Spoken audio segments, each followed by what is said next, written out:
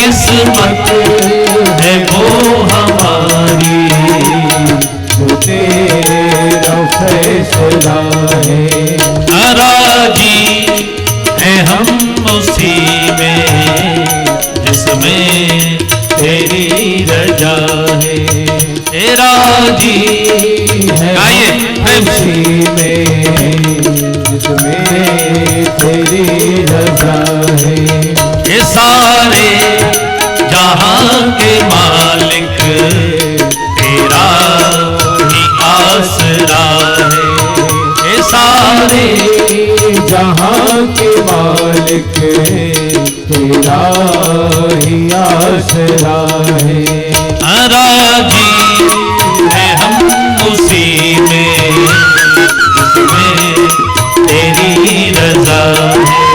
तेरा जी है हम उसी में जिसमें तेरी रजा है।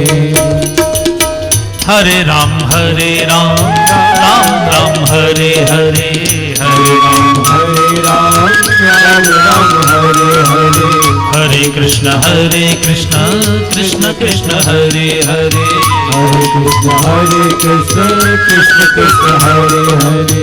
हरे राम राम राम हरे हरे, हरे राम राम राम हरे हरे, हरे कृष्ण कृष्ण कृष्ण हरे हरे, हरे कृष्ण कृष्ण कृष्ण हरे हरे। हरे राम राम राम हरे हरे, हरे राम राम हरे हरे, हरे कृष्ण कृष्ण कृष्ण हरे हरे, हरे कृष्ण कृष्ण कृष्ण हरे। राजी है हम उसी में जिसमें तेरी रजा है। सारे जहां के मालिक तेरा ही आसरा है। राजी है हम उसी में जिसमें तेरी रजा है, जिसमें तेरी रजा है, जिसमें। मैं आपको एक बार भगवान की माँ के चरणों में हम और आप चलें। भगवान की माँ कितने पवित्र मन की हैं कि पूरी घटना ज्ञात होने के बाद भी उन्होंने एक शब्द भी कैकेयी मां के और राजा दशरथ के प्रति खराब नहीं बोला। आजकल हम क्या करते हैं, जरा सी कोई बात हो जाए दूसरों को दोष देते हैं, उनके कारण ऐसा हुआ, उनके कारण ऐसा हुआ। लेकिन कौशल्या मैया कौन है? ज्ञान साक्षात। उनके बारे में कहा गया, ज्ञान शक्तिश्च कौशल्या सुमित्र उपासनात्मिका, क्रिया शक्तिश्च कैकेयी वेदो दशरथो नृपः। कौशल्या जी कौन है? साक्षात ज्ञान है। और जो ज्ञानी है वो कभी दूसरे को दोष नहीं देगा, और जो दूसरे को दोष देगा वो ज्ञानी नहीं है। हो सकता है उसके पास डिग्रियां बहुत हों, हो सकता है पढ़ने में बहुत टॉपर हो, लेकिन ज्ञानी नहीं होगा। क्योंकि जो ज्ञानी है वो जानता है कि जो हो रहा है वो अपने ही कर्मों का फल आ रहा है। काहू न को सुख दुख करदाता, निज कृत कर्म भोग सब भ्राता। भगवान कितना मीठा बोलते हैं। कल जब परशुराम जी उनकी स्तुति कर रहे थे तो उन्होंने कहा, राम आप दुनिया का सबसे मीठा बोलते हो, जयति बचन रचना अति नागर। भगवान ने कौशल्या मैया को यह नहीं कहा कि मेरा वनवास हो गया। भगवान ने कौशल्या मैया से कहा कि पिताजी मुझसे कह रहे थे, मां कि छोटी सी अयोध्या का राजा बन के क्या करोगे? राम मैं दुनिया के सारे जंगलों का राजा आपको बनाता हूं। पिता दीन मोहि कानन राजू, विधि सब विधि मोहि सन्मुख आजू। भगवान ने कहा विधाता मेरे सब प्रकार से अनुकूल है मां। पिताजी ने मुझे पूरी दुनिया के जंगलों का साम्राज्य सौंप दिया है। देखिए बात को कहने का कितना अच्छा तरीका है। घर में आप कहें कि दाल में नमक तेज है, उससे अच्छा आप कहें आज इतनी सुंदर नमक की दाल बनी है। बात तो एक ही है, कहने का तरीका अलग अलग। एक तरीका ये है कि आप दूसरे के मन को खराब करें, एक तरीका ये है कि दूसरे के मन को प्रसन्न भी करें और बात भी कह दें। एक भी शब्द कौशल्या मैया ने नहीं बोला और अपने पुत्र को धर्म के मार्ग से विमुख भी नहीं किया। ये देखिए आप, ये नहीं कहा कि आप वन मत जाओ। उन्होंने कहा बेटे, अगर आपके पिता आपको वनवास दिए होते राजा दशरथ, तो मैं आपको रोकने की अधिकारी थी, क्योंकि पुत्र के ऊपर मां का जो अधिकार है वो पिता से 100 गुना अधिक होता है। जो पितु मात जो केवल पितु आय सुता था, तो जन जाहु जान बड़ी माता। लेकिन जो पितु मात कहे बन जाना, तो कानन शत अवध समाना। मां ने कहा, अगर कैकेयी मां ने वन को कहा है तो कैकेयी कौशल्या में कोई अंतर नहीं है बेटे, आप बन जाओ और मेरा आशीर्वाद है कि वनवास भी सैकड़ों अयोध्याओं के समान आपको फलित होगा। अच्छा, हुआ कि नहीं हुआ? अगर भगवान केवल अयोध्या के राजा बने होते, मान लो साम्राज्य छीन भी लेते, वो तो इतने बलशाली थे, वो चाहते तो छीन लेते जबरदस्ती। तो कितने बड़े राजा बनते वो, केवल पूर्वी उत्तर प्रदेश। अयोध्या की एक सीमा नेपाल तक होती, एक गोरखपुर तक होती, एक काशी तक होती, इधर कानपुर तक होती, ऐसी तो होती। लेकिन जब राम वन चले गए तो रावण को मारने के बाद केवल भारतवर्ष नहीं, केवल एशिया नहीं, बल्कि पृथ्वी के 7 महाद्वीपों के 3 लोकों के सम्राट हो गए। सैकड़ों अयोध्याओं के बराबर उनका साम्राज्य हो गया। ये किसका आशीर्वाद था? कौशल्या मां का। मां ने कहा था, तो कानन शत अवध समाना, तो कानन शत अवध समाना। जो पितु मातु कहे बन जाना, जो पितु मातु कहे बन जाना। मैं निवेदन करूंगा कि एक बार यहां बैठी हुई सभी माताएं, बहनें, सभी भाई, हम सभी मिलकर कौशल्या मां के चरणों में एक बार प्रणाम कर, एक चौपाई मेरे साथ गा ले। बंदहु कौशल्या दिशि प्राची, बंदहु कौशल्या दिशि प्राची। कीरति जासु सकल जग माची, कीरति जासु सकल जग माची। ये कौशल्या मां है हमारे। देखिए, हिंदुस्तान की विशेषता है कि हिंदुस्तान में सबसे जो प्रसिद्ध कथाएं हैं वो रामायण और महाभारत की। आप देखिए, जो मां अपने बच्चों को अच्छाई सिखाती है, उसके बच्चे भले ही शुरू में कष्ट में रहें लेकिन बाद में आनंद प्राप्त करते हैं। सत्यम शिवम सुंदरम, सत्य हमेशा अंत में सुंदर होता है। कौशल्या मां ने अपने बेटे को सत्य के मार्ग पर वन भेजा तो उनका आखिर बाद का जीवन सुंदर हो गया। महाभारत में 2 माताएं हैं, ध्यान से देखिए।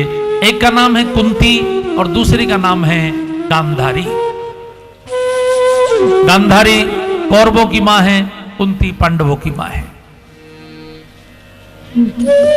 भारतवर्ष के क्षत्रियों की यह विशेषता थी कि जो बड़ा भक्ति रेस्पॉन्सिबिलिटी नहीं ले सकता, उसको सिंहासन पर बैठने का भी अधिकार नहीं है। हर पद की जिम्मेदारी होती है।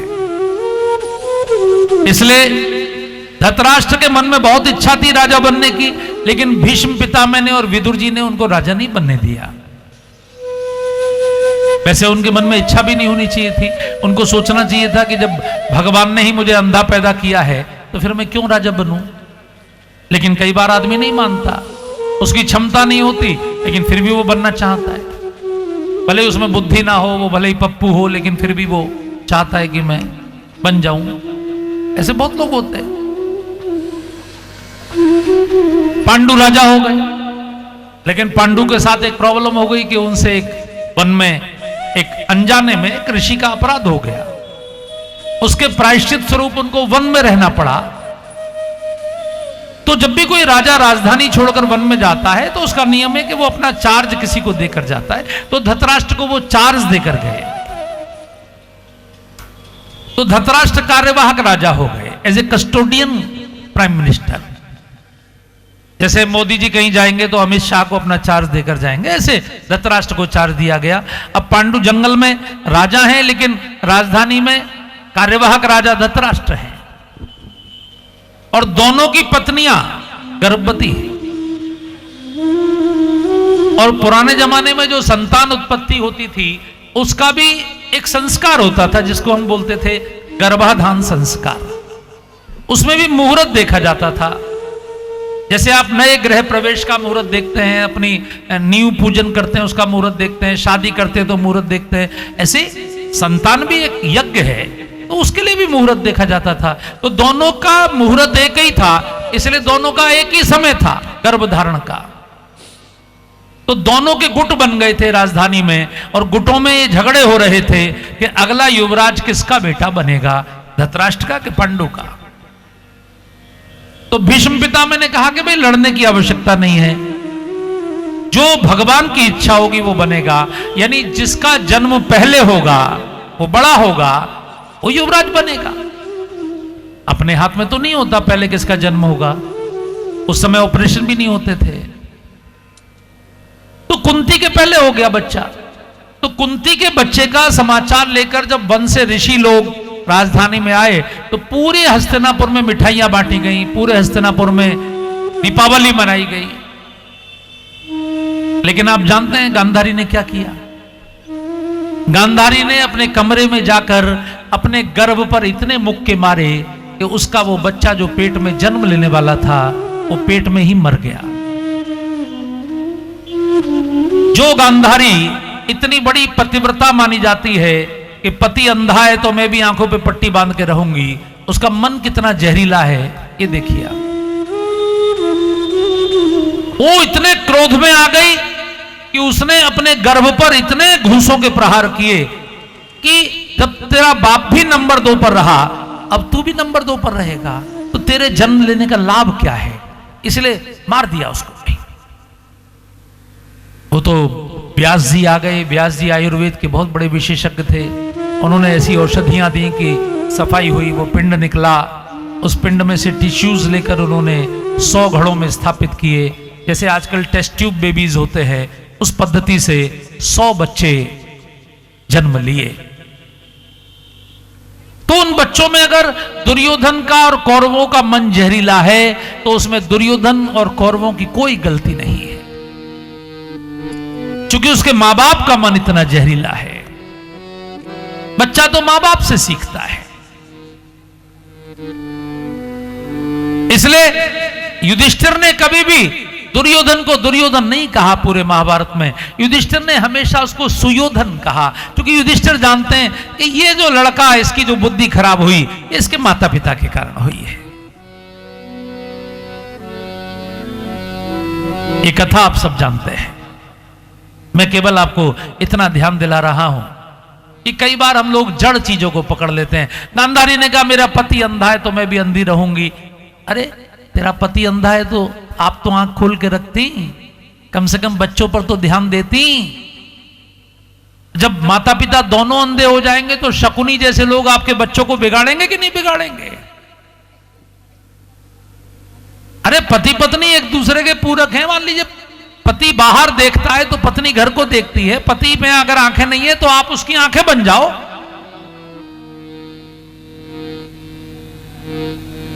इसलिए गांधारी ने कभी विरोध नहीं किया अपने बच्चों का। उसके बच्चों ने, दुर्योधन ने भीम को बचपन में लड्डुओं में जहर दे दिया, गांधारी ने विरोध नहीं किया। लाक्षागृह में आग लगा दी। द्रौपदी को भरी सभा में अपमानित किया गया। अंत क्या हुआ? अंत जानते क्या हुआ? असली परीक्षा दी एंड पर होती है, हमारा दी एंड कैसा होता है। गांधारी और धृतराष्ट्र को अपने 100 पुत्रों के वंश अपनी आंखों के सामने नष्ट होते हुए देखने पड़े और युधिष्ठिर के टुकड़ों पर अंत में पलना पड़ा। और दूसरी ओर कुंती ने अपने बच्चों को कभी बेईमानी नहीं सिखाई। कुंती का इतना बड़ा दिल है, उसने अपने बच्चों को हमेशा ईमानदारी सिखाई, अच्छी बात सिखाई, सत्य सिखाया। उसके बच्चों ने कष्ट झेले, लेकिन अंत में हीरो कौन बने? आज पूरा देश कुंती के बच्चों को जानता है, आदर से नाम लेता है। आज तक पृथ्वी पर किसी को धर्मराज नहीं कहा गया, धर्मराज केवल कुंती के बेटे को कहा गया। हे कुंती के संस्कार है, मां ही अपने बेटे को बनाती है। देखिए कुंती के संस्कार कैसे होंगे, एक छोटा सा उदाहरण देता हूं।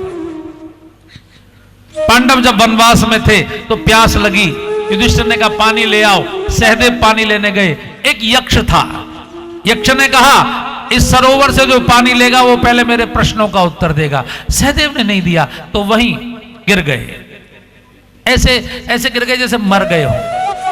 फिर नकुल आए, नकुल ने भी यही किया तो वो भी गिर गए, भीम भी गिर गए, अर्जुन भी गिर गए।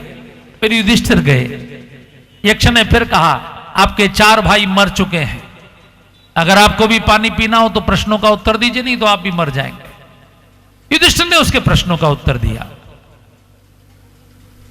यक्ष प्रसन्न हुआ, उसने कहा मैं प्रसन्न हूं, आप अपने किसी एक भाई को जीवित करा सकते हैं, बताइए आपके कौन से भाई को जीवित करूं? युधिष्ठिर ने कहा नकुल को जीवित कर दीजिए।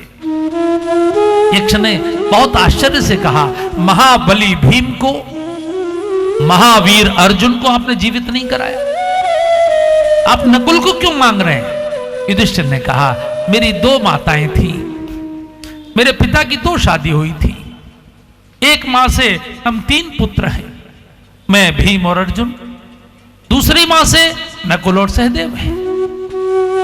मेरी दूसरी मां मेरे पिताजी के साथ सती हो गई थी, उसके दोनों पुत्र हमारे साथ हैं। तो जब आप एक ही भाई को जीवित कर रहे हैं तो मैंने सोचा कि कुंती का भी एक बेटा जीवित है तो माद्री का भी एक बेटा जीवित होना चाहिए, इसलिए मैंने नकुल को मांगा है। यक्ष की आंखों से आंसू आ गए और यक्ष ने चारों को जीवित किया। उन्होंने कहा आप वास्तव में धर्मराज हैं, मैं आपके धर्म की परीक्षा ले रहा था। यानी इतनी कठिन परिस्थितियों में भी ये किसके सिखाए हुए संस्कार हैं? कुंती के।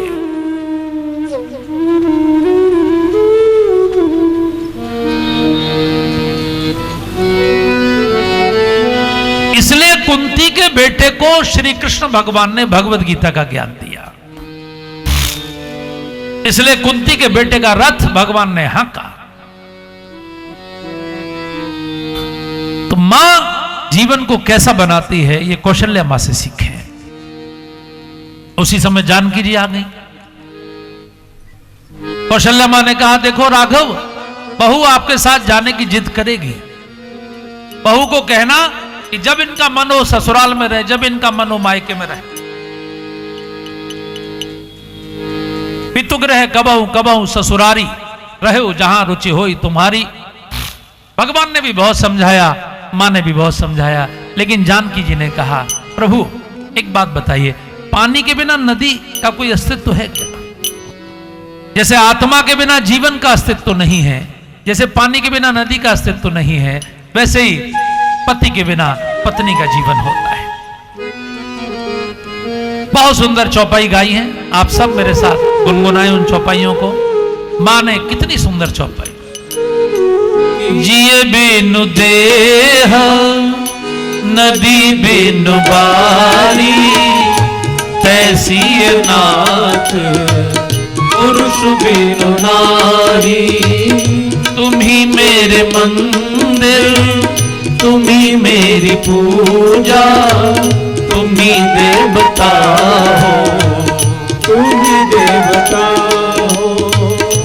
तन धन धाम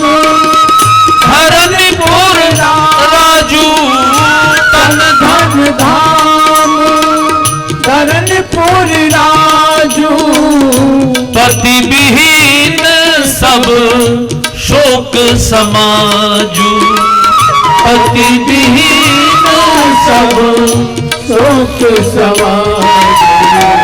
तुम ही मेरे मंदिर, तुम ही मेरी पूजा, तुम ही देवता हो, तुम ही देवता हो, तुम ही मेरे मंदिर, तुम ही मेरी पूजा, तुम ही देवता हो, तुम ही देवता हो।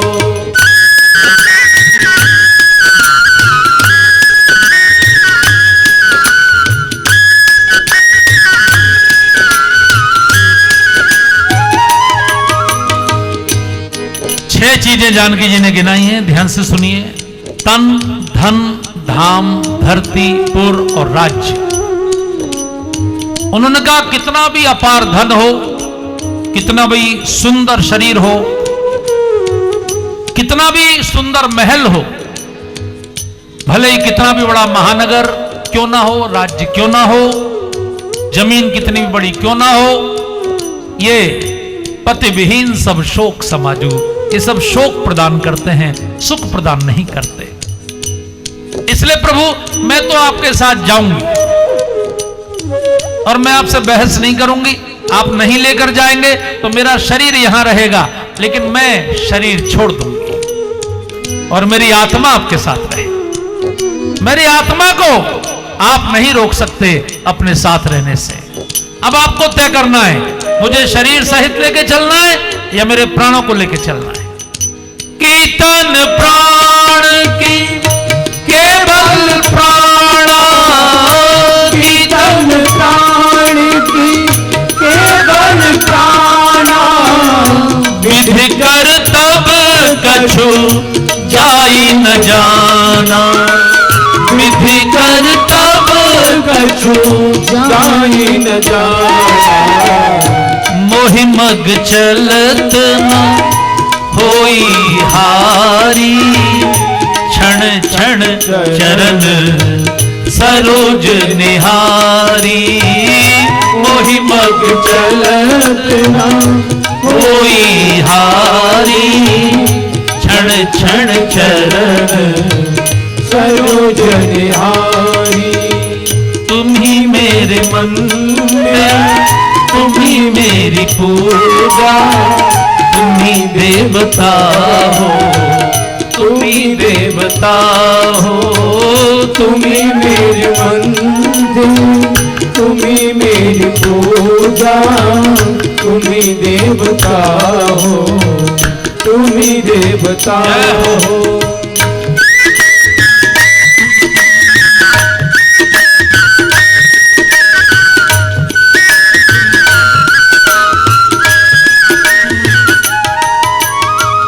ये सच्चा प्रेम है।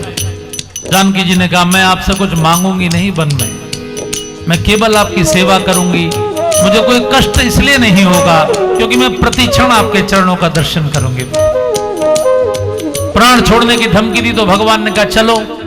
लक्ष्मण जी समझ गए कि बिना प्राण छोड़ने की धमकी दिए भगवान लेके नहीं जाएंगे, इसलिए उन्होंने भी यही कह दिया, मोरे सब ही एक तुम स्वामी, दीन बंधु अंतरयामी। गुरु पितु मातु न जानहु काहू, कहूँ स्वभाव नाथ पति आहू। तुम ही मेरे मंदिर, तुम ही मेरी पूजा, तुम ही देवता हो, तुम ही देवता हो। जनक सुता जग जननी जानकी, अतिशय प्रिय करो दान निधान की। बंदौ लक्ष्मण पद जल जाता, शीतल सुभग भगत सुखदाता। लक्ष्मण जी ने भी जानकी जी ने भी दोनों ने प्राण छोड़ने की बात कर दी। आ तो न जानूं काहू, ये वैसे तो ठीक है कि आप गुरु माता पिता के लिए कुछ भी करें, लेकिन जब उनसे बड़ा कोई लक्ष्य हो, जैसे गांव के हित के लिए कई बार परिवार के हित को छोड़ना पड़ता है, और समाज के हित के लिए कई बार गांव के हित को छोड़ना पड़ता है, और राष्ट्र के हित के लिए समाज का हित भी छोड़ना पड़ता है। जितने बड़े लक्ष्य की ओर आप बढ़ते हैं, फिर छोटी छोटी चीजों को आपको छोड़ना पड़ता है। लक्ष्मण जी ने कहा मेरा तो अवतार ही आपकी सेवा के लिए हुआ है प्रभु, इसलिए देखिए आप जब भी राम मंदिर में जाएंगे कहीं भी, तो भगवान के साथ आपको जानकी जी और लक्ष्मण जी खड़े हुए दिखाई पड़ेंगे। ये प्रेम है, ये अद्भुत लोग हैं, ये पूरे संसार को प्रेरणा दे रहे हैं। ये कोई सुखों के लिए नहीं जा रहे, सुख में तो बहुत लोग आपके साथ होते हैं, एक कष्ट में आपके साथ, जो कष्ट में साथ देता है वही तो अपना होता है। ये दोनों कष्ट में साथ है। भगवान ने कहा लखन जी जरा सुमित्रा मां से विदा मांग कर आओ, विदा मात सन आवो मांगी। अब भगवान लक्ष्मण जी को सुमित्रा मां के पास क्यों भेज रहे हैं? क्योंकि देवरिया पंडित के पंडाल के जो भक्त बैठे हैं उन सबको भगवान सुमित्रा मां से एक बार मिलवाना चाहते हैं। भगवान चाहते हैं कि हम सभी मिलकर एक बार सुमित्रा मां के चरणों का दर्शन करें और देखें कि मां की भक्ति में कितना समर्पण है, कितना त्याग है। आखिर लक्ष्मण जी जैसा बेटा ये जो 14 वर्ष का त्याग करके जा रहा है, इनको तो वनवास नहीं हुआ था, ये तो खुद जा रहे हैं, तो आखिर इनको ऐसे त्याग की प्रेरणा कौन सी मां से मिली है? वो मां कैसी है? लक्ष्मण जी मां के पास गए। मां ने पूछा मेरे पास क्यों आए हो बेटे? लक्ष्मण जी ने कहा भगवान ने कहा है कि मां से विदा मांग के आओ। मां ने कहा मैं आपकी मां नहीं हूं। लक्ष्मण जी एकदम झटका खा गए, आप मेरी मां नहीं है? बोले मैं आपके शरीर की मां हूं बेटे। अज्ञानी जो होता है वो स्वयं को शरीर मानता है, ये पशु बुद्धि है कि मैं केवल शरीर हूं, और जो ज्ञानी होता है वो स्वयं को आत्मा मानता है, शिवोहम अहम ब्रह्मास्मि। इसलिए बेटे तू तो आत्मा है, तू तो शेषनाग है, तू तो नर नारायण में नर है, तीनों लोकों के समस्त जीवों का आचार्य है, तू तो ज्ञानी है। लखन मैं तेरे शरीर की मां हूं, एक जन्म की, लेकिन जो परमात्मा है वो तो जन्म जन्म के माता पिता है। वही परमात्मा त्रेता युग में सीताराम बनकर आए हैं। इसलिए तू तो असली माता पिता की सेवा में जा रहा है बेटे। असली माता पिता को जान, कौन है हमारे असली माता पिता? सुमित्रा मां ने कहा तात तुम्हारी मातु वैदेही, लेकिन हम लोग गाएं कि हमारी, हम सबकी भी कौन है? तात हमारी मातु वैदेही, तात हमारी मातु वैदेही। अभी सबने नहीं गाया, क्योंकि पहले माओं को गाया गया, मां सीता के बारे में कहा गया कि सबकी मां सीता जी हैं, तो पहले माताएं इस चौपाई को गाएं, आधी चौपाई को माताएं गाएं, फिर पिताजी वाली को आप गाएं। पहले आपका नंबर है, देखते कितना तेज गाती हैं। तात तुम्हारी मातु वैदेही। बहुत सुंदर। पिता राम सब भांति स्नेही,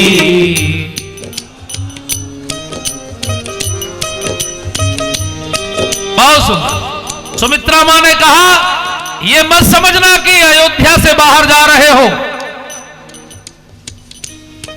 अयोध्या वन हो जाएगी और जहां राम रहेंगे वहां अयोध्या हो जाएगी।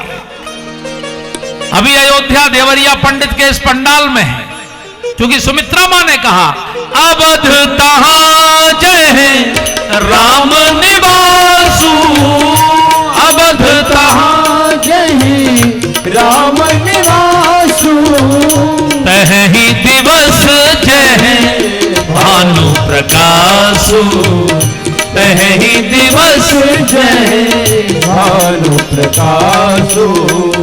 तुम्हारे ही भाग्य राम बन जाही, तुम्हारे ही भागे राम बन जाही। दूसर है तू तात कछु नाही, दूसर है तू तात कछु नाही। सुमित्रा माँ ने कहा ये मत सोचना लक्ष्मण कि राम कैकेयी के कारण बन जा रहे हैं। राम कैकेयी के कारण बन नहीं जा रहे बेटे। कैकेयी माँ को तो बहाना बनाया उन्होंने, वो आपके कारण बन जा रहे हैं। लक्ष्मण जी ने कहा माँ मैंने ऐसे क्या किया जो मेरे कारण बन जा रहे। माँ ने कहा तू शेषनाग है बेटे, पृथ्वी तेरे शीश पर है और पृथ्वी पर एक पापी बढ़ने का मतलब होता है एक पहाड़ का वजन बढ़ गया। तो जब करोड़ों पापी हो गए तो पृथ्वी इतनी भारी हो गई कि तूने भगवान से प्रार्थना की कि प्रभु मेरे सिर पर अब इतना बोझ हो गया है कि मेरे सिर में हमेशा दर्द रहता है, मैं कितने सिर दर्द की गोलियां रोज खाऊं।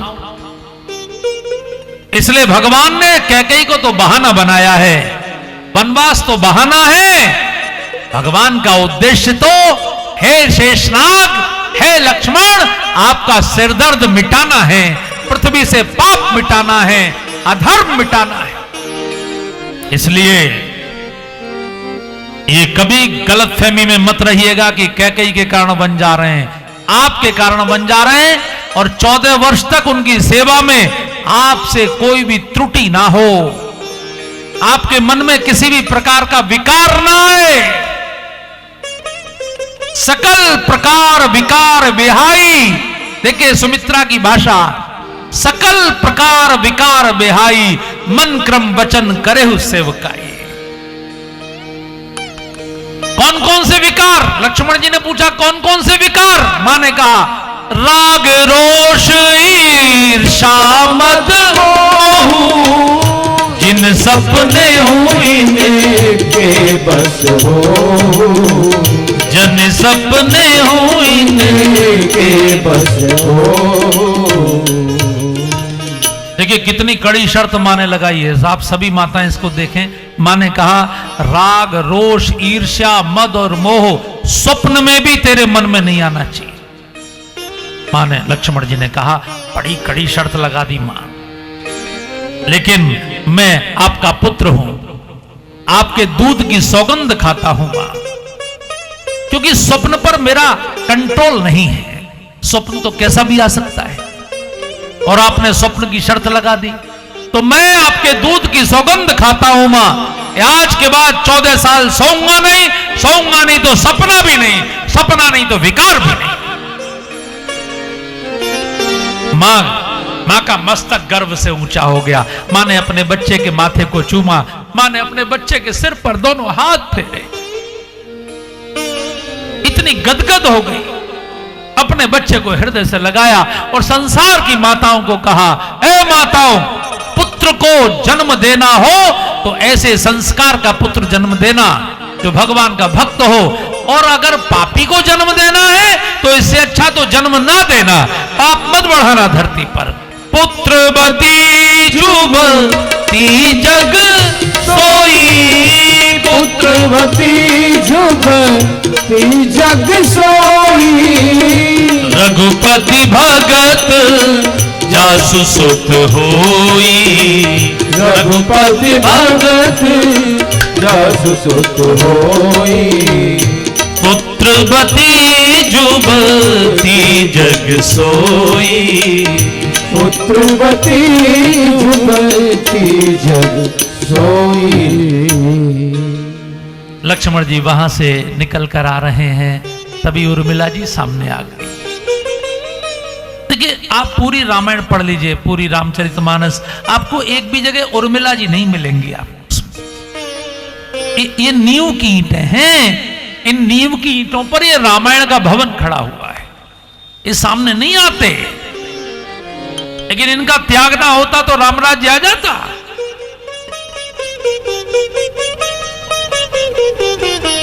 सोलह श्रृंगार करके उर्मिला जी एकदम संवर के लक्ष्मण जी की आरती उतारने खड़ी हुई। कहा, स्वामी आप मुझसे आंखें बचा के निकलना चाहते, आपको अपनी पत्नी पे इतना भरोसा नहीं है? हम राजा जनक की पुत्रियां हैं, हमारे पिता ने हमको त्याग के संस्कार घुट्टी में पिलाए हैं। मुझे गौरव है इस बात का कि मेरे पति भगवान की सेवा में जा रहे हैं, मुझे दुख नहीं है इस बात का। मैं इसलिए आपके सम्मान में आपकी आरती उतारने आई हूं। उर्मिला जी ने लक्ष्मण जी की आरती उतारी, आंखों से आंसू नहीं बहाया उन्होंने, जानबूझकर। मैं रोऊंगी तो मेरे स्वामी को मेरी याद आएगी, उनका संकल्प कमजोर होगा।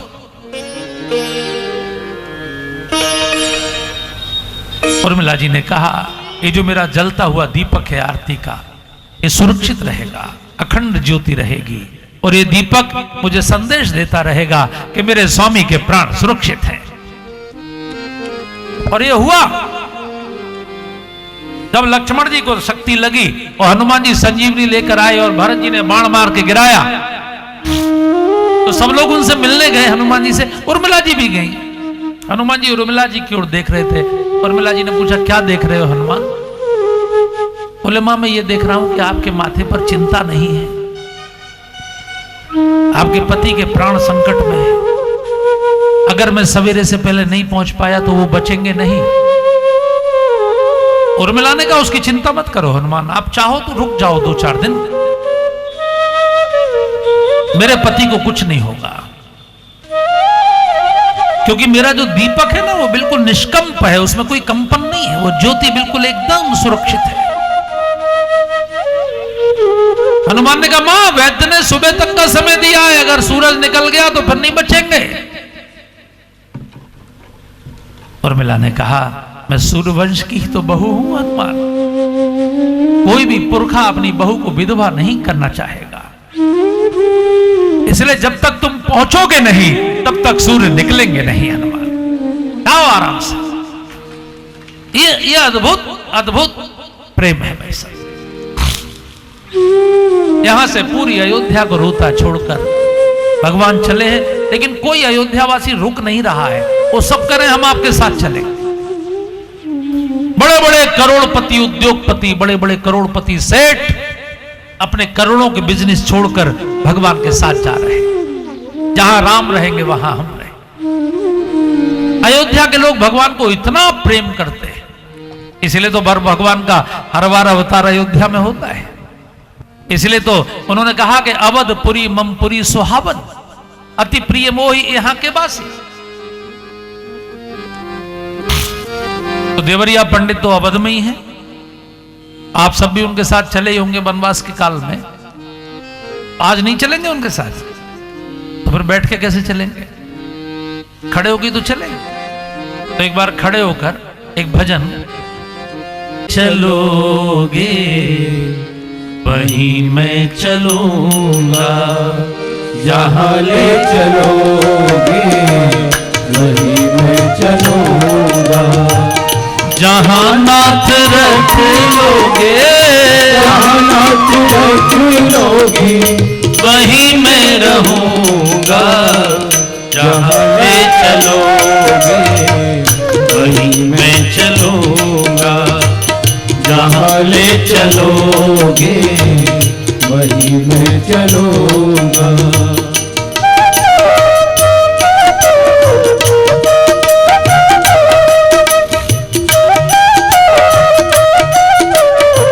मीठी मीठी तालियां सबके भाव से।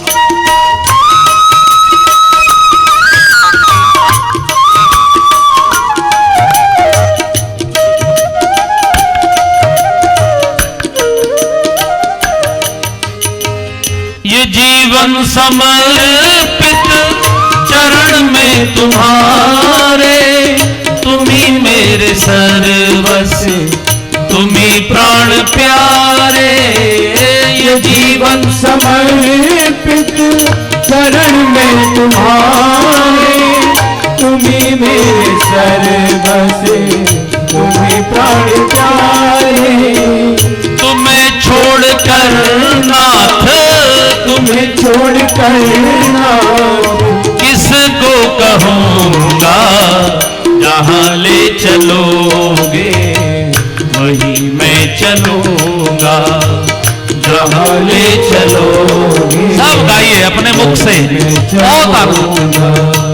जहाँ नाथ रख लोगे, जहाँ नाथ रख लोगे वहीं मैं रहूंगा, जहाँ ले चलोगे वहीं मैं चलूंगा, जहाँ ले चलोगे वहीं मैं चलूंगा।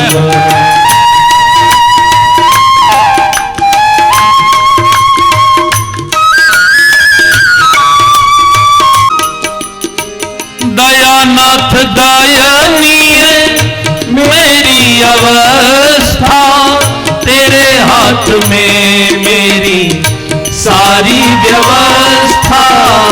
दयानाथ दयनीय मेरी अवस्था, तेरे हाथ में मेरी सारी व्यवस्था।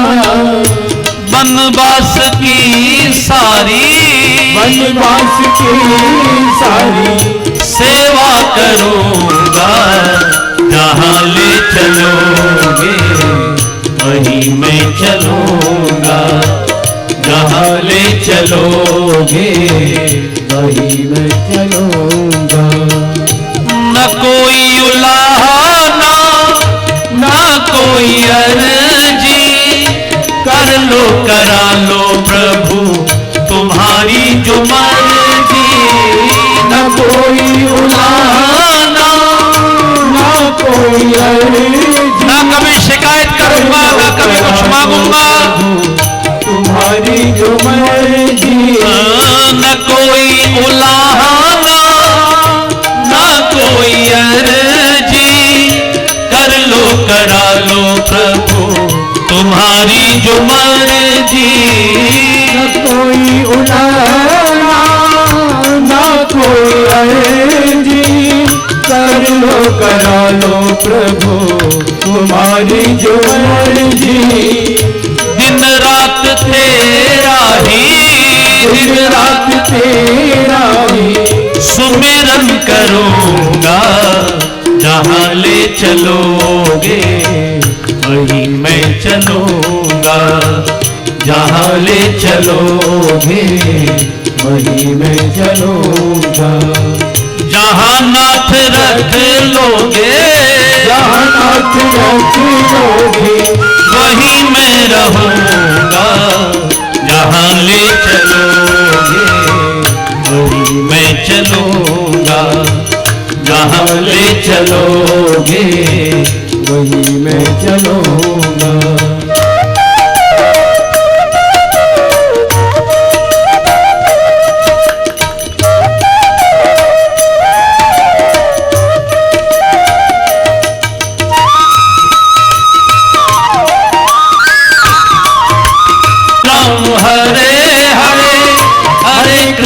हरे कृष्ण कृष्ण कृष्ण हरे हरे, हरे राम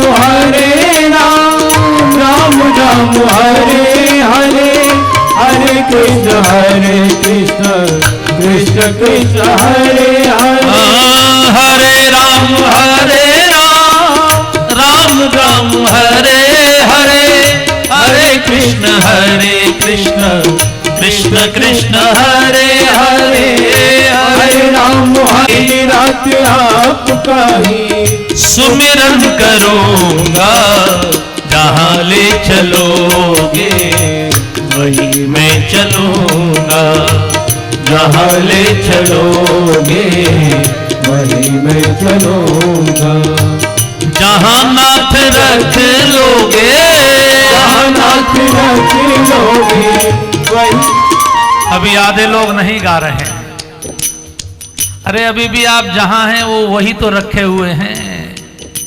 किसी को व्यासपीठ पर रख दिया है, किसी को खेती में, किसी को दुकान में, किसी को नौकरी में, किसी को कहीं, सबको नचा तो वही रहे। इसलिए भजन उनके लिए मत गाएं, अपने लिए गाएं कि प्रभु मुझसे जो भी कराओगे, जहां नचाओगे वहीं नाचूंगा, जो कराओगे मैंने तो तय नहीं किया कि मुझे जीवन में क्या करना था, आपने तय कर दिया कि तुझे कथा करनी है, तुझे दुकान करनी है, तुझे LIC करनी है, किसी को कुछ करना है, किसी को कुछ सबका काम भगवान ने तो तय किया है।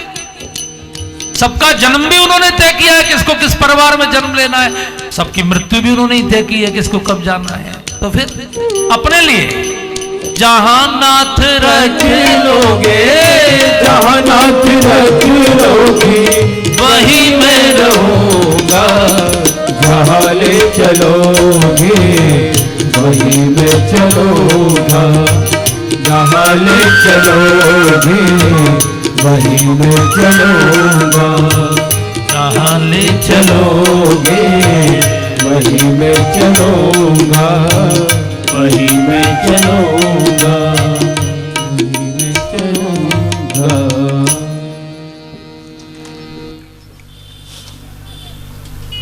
इसी रास्ते से गए थे। आपसे थोड़ी दूर ही गोविंद साहिब के पास ही वो रास्ता है जहां भगवान प्रथम बास तमसा भयो दूसर सुरसर तीर,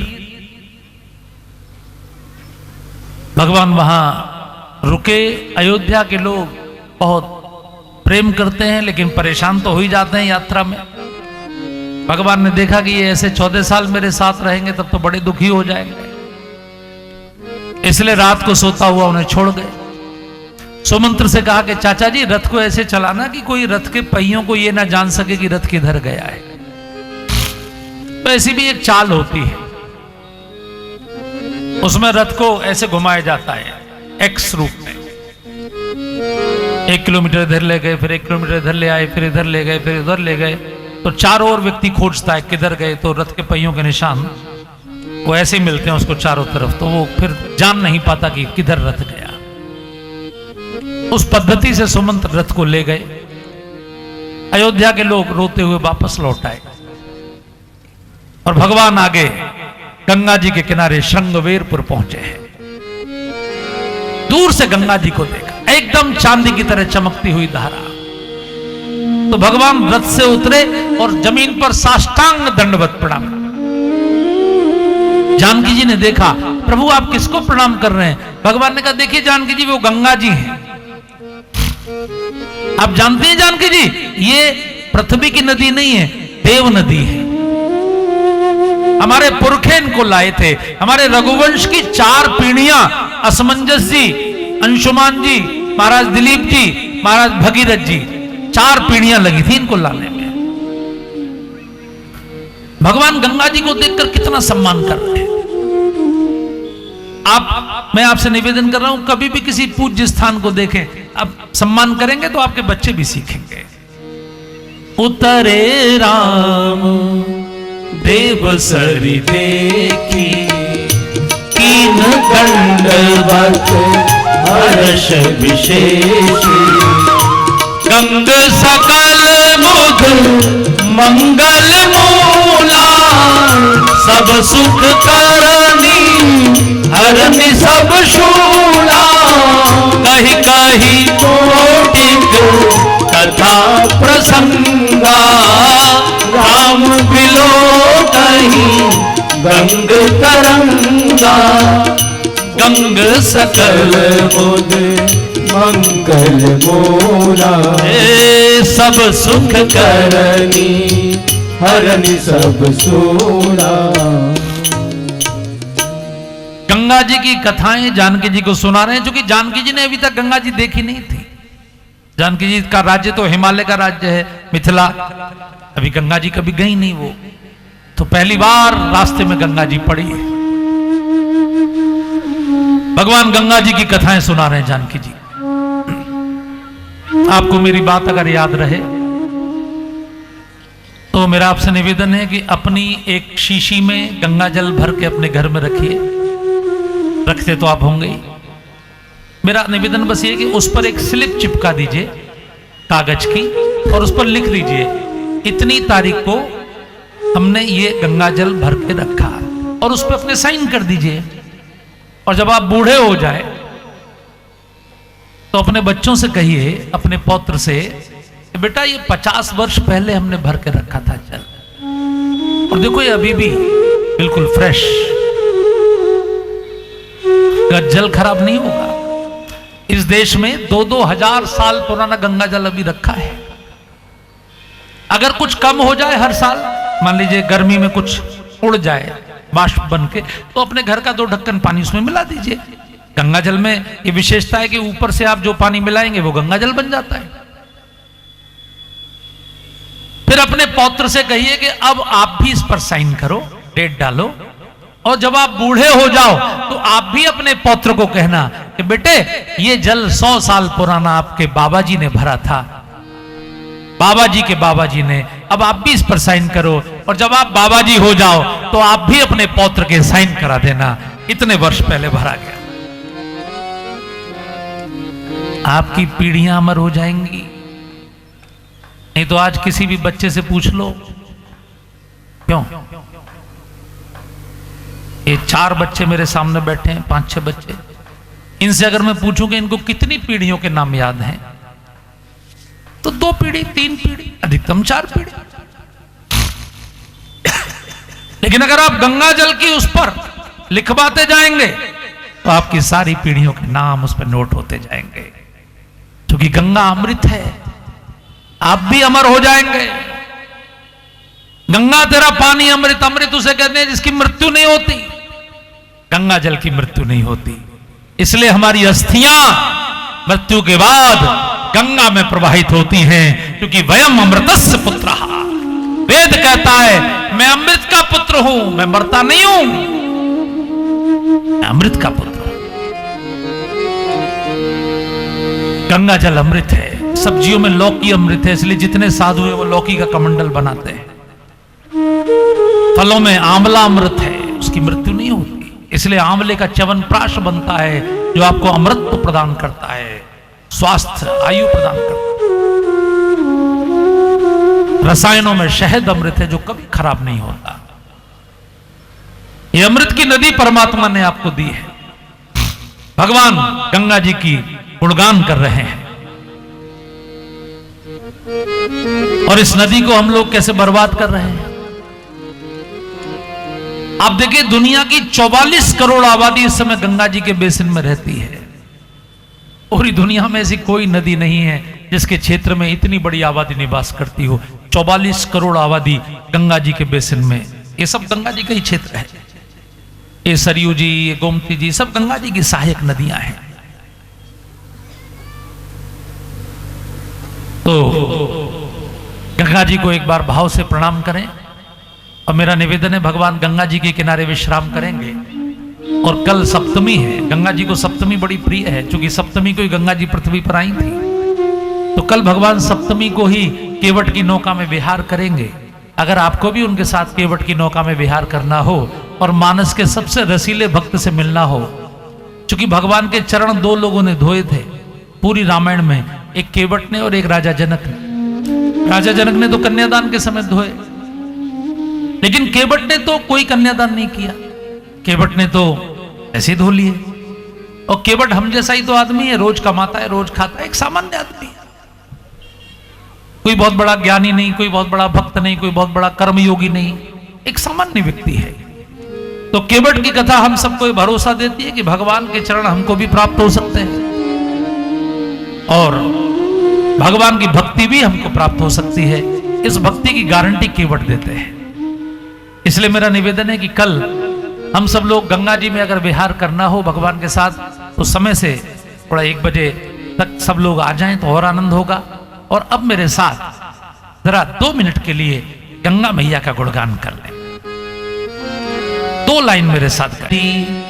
क्या कहती गंगा धारा, युग युग से बहता आता ये पुण्य प्रवाह हमारा, युग युग से बहता आता ये पुण्य प्रवाह हमारा। यह कल कल छल छल बहती, क्या कहती गंगा धारा, युग युग से बहता आता ये पुण्य प्रवाह हमारा, युग युग से बहता आता ये पुण्य प्रवाह हमारा।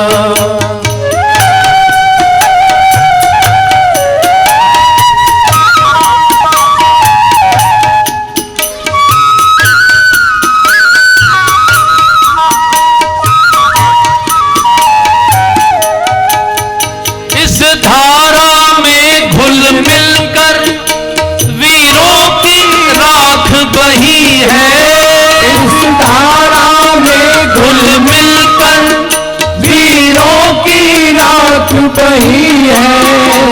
इस धारा की हम सबके ऋषियों ने शरण गई है।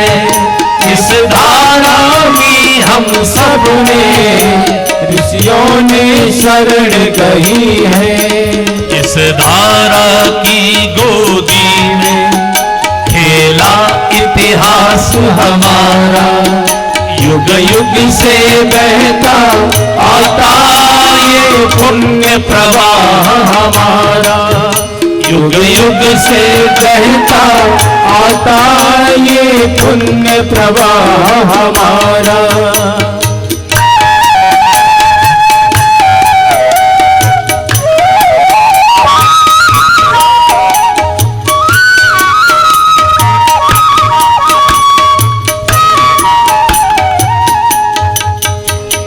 अपने बच्चों को बताइएगा कि कोई आईआईटी का इंजीनियर गंगा जी नहीं लाया था, ना कोई नेता लेकर आया था।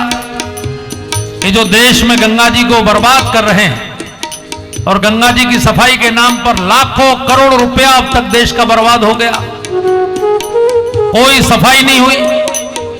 गंगा जी से पूछेंगे तो वो कहेंगी मुझे किसी सफाई की, किसी की कृपा की आवश्यकता नहीं है। हर साल हमारी नदियां बरसात में स्वयं को साफ कर लेती हैं। नदियों की सफाई को एक भी पाई की बजट की आवश्यकता नहीं है। देश के लोगों को सोचना चाहिए कि वो उसमें गंदगी डालना बंद करें। आप गंदगी को डालने के रास्ते बंद करिए, ये हम सबकी मांग होनी चाहिए। लेकिन हम इतने सोए हुए लोग हैं कि चुनाव में हमारा मुद्दा ना गाय होती है, ना गंगा होती है। हमारा मुद्दा अपनी जातियां होती हैं, अपने स्वार्थ होते हैं।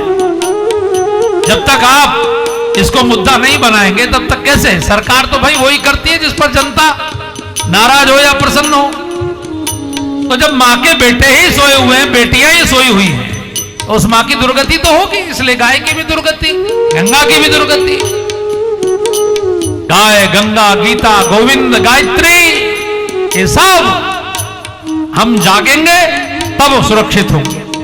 इसलिए ये अविरल तप का फल है, ये पुण्य प्रवाह प्रबल है। ये अविरल तप का फल है, ये पुण्य प्रवाह प्रबल है। जन जन को पावन करता भारत माँ का आंचल है। जन जन को पावन करता भारत माँ का आंचल है। इस धारा ने हम सब इतने पुरखों को तारा। युग युग से बहता आता ये पुण्य प्रवाह हमारा। युग युग से बहता आता ये पुण्य प्रवाह हमारा। यह कल कल छल छल बहती क्या कहती गंगा धारा। युग युग से बहता आता ये पुण्य प्रवाह हमारा। ये पुण्य प्रवाह हमारा, पुण्य प्रवाह हमारा।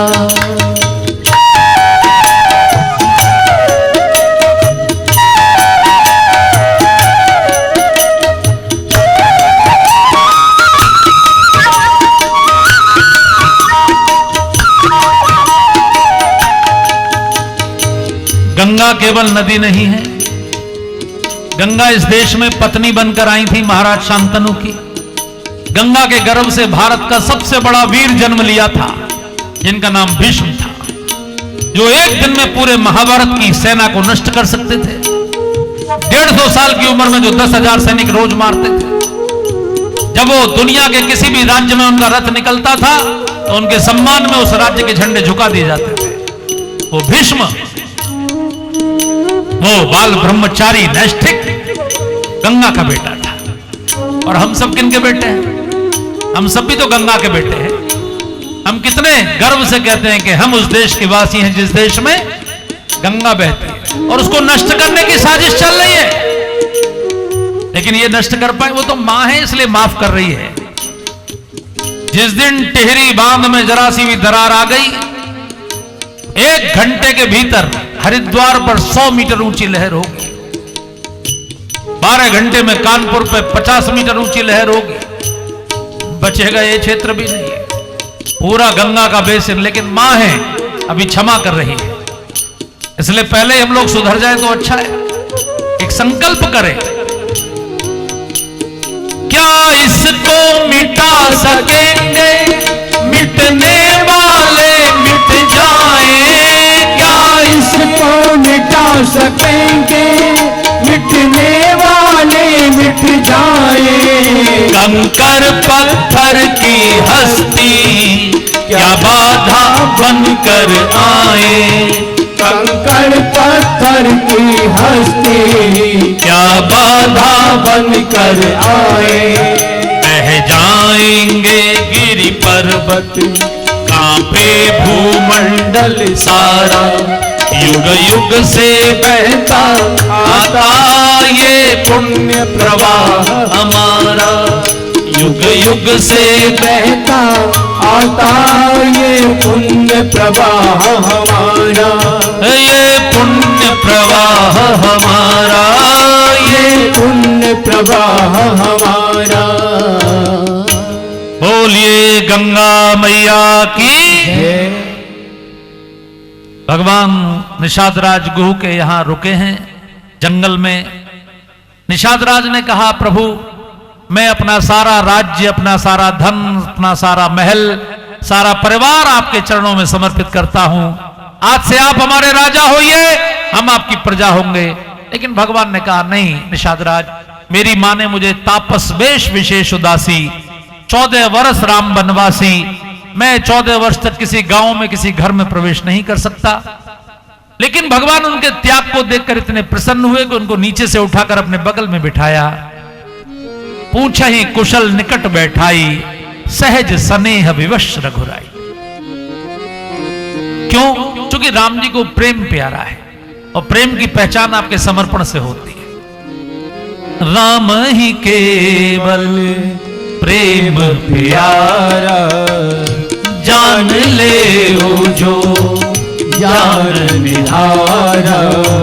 मंगल भवन अमंगल हारी, नभहु सो दशरथ अजिर बिहारी। सहज स्नेह विवश रघुराई, पूछा ही कुशल निकट बैठाई। अब भगवान को सोने दिया जाए, आराम करने दिया जाए। आज थक गए हैं वो, सुबह से चले हैं, सबको रोता हुआ छोड़कर, सोता हुआ छोड़कर। अब भगवान विश्राम कर रहे हैं। लक्ष्मण जी पहरा दे रहे हैं, निषादराज को ज्ञान दे रहे हैं। निषादराज, कैकेयी मां को दोष मत दो, काहू न को सुख दुख कर दाता, निज कृत कर्म भोग सब भ्राता। लक्ष्मण जी के ज्ञान से निषादराज के जीवन में सवेरा आएगा, और सवेरे भगवान केवट की नौका से पार होंगे। और ये कथा आप कल दोपहर 1 बजे फिर से सुन पाएंगे। फिर से कल आपको निमंत्रण देते हुए मैं आज की कथा को विश्राम देता हूं, और एक बार मेरे साथ जयकारा लगाएंगे। उसके बाद कथा की आरती की सूचना सुनेंगे। पवन तने संकट हरन मंगल मूर्ति रूप, राम लखन सीता सहित हृदय बसहु सुरभू। बार बार बर मांगहूं हर्ष देहु श्रीरंग, पद सरोज अनपायनी, भक्ति सदा सत्संग। सियावर रामचंद्र जी की जय, पवन सुत हनुमान जी की जय, उमापति महादेव जी की जय। बोलो भाई सब संतन की जय। श्री सदगुरुदेव महाराज की जय। श्री गोस्वामी तुलसीदास जी महाराज की जय। आज के आनंद की जय। धर्म की जय हो। अधर्म का नाश हो। प्राणियों में प्रभाव हो। विश्व का कल्याण हो। गंगा मैया की जय हो। गौ माता की जय हो। भारत माता की जय हो। भारतवर्ष अखंड हो। जोर से बोलेंगे, भारतवर्ष अखंड हो। नमः पार्वती पतये हर हर महादेव। बहुत बहुत धन्यवाद आप सबको। आपसे निवेदन है कि आज कथा का 5वां दिन पूरा हो गया। अब केवल 4 दिन शेष हैं। तो उल्टी गिनती प्रारंभ ना सके हों। हरण भव भयदारुणम नव कंज लोचन कंज मुख कर कंज पद कंजारुणम कंदर्प अगणित अमित छवि नव लील नीरज सुंदरम पटपीत मानव तड़ित रुचि सुचि नौमि जनक सुतावरम भजुदीन बंधु दिनेश दानव दैत्य वंश निकंदनम रघुनंद आनंद कंद कौशल चंद्र दशरथ नंदनम सिर मुकुट मुंडल तिलक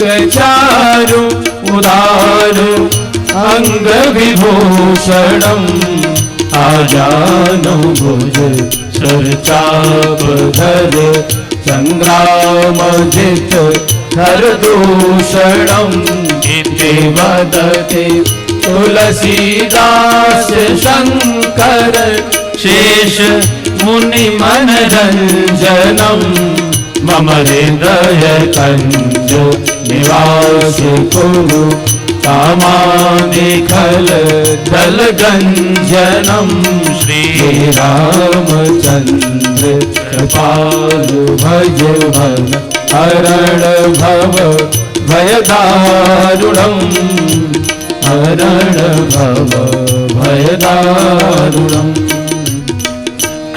जलेन शीतलीकरणं पुष्पै देवाभिवन्दनम् आत्माभिवन्दनं श्रीपरमात्माभिवन्दनं देव्यैरार्तिक्य प्रदानं मन्त्रपुष्पाञ्जलिः। हरि ओं यज्ञेन यज्ञमय जन्त देवास्तानि धर्माणि प्रथमान्यासन्न ते अनाकं महिमानः सदन्त यत्र पूर्वे साध्याः सन्ति देवाः। हरि ओं नानासुगन्धि पुष्पाणि यथा कालोद्भवानि च पुष्पाञ्जलिर्मया दत्तौ गृहाण परमेश्वरः मंत्रपुष्पाञ्जलिः समर्पयामि श्री पुराण पुरुषोत्तमाय नमः। आप सभी से निवेदन है कि आप सभी माताएं बहनें भाई लोग दाहिने कल फिर 1 बजे राम राम राधे राधे।